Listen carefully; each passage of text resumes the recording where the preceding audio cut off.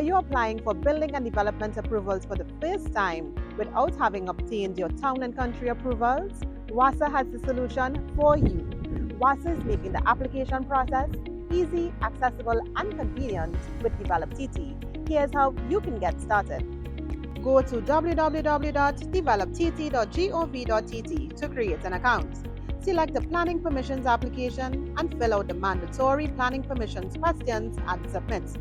Then, select your required planning approval and proceed to fill out tabs 1 to 6 to apply for your town and country approvals. Once your application is approved, retrieve your application and proceed to tab 7, WASA General Information section for the WASA module. Fill out the form and submit.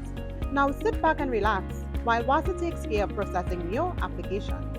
For more information, email newservices.au@wasa.gov.tt or call 662-230227, extensions 2697 or 2605.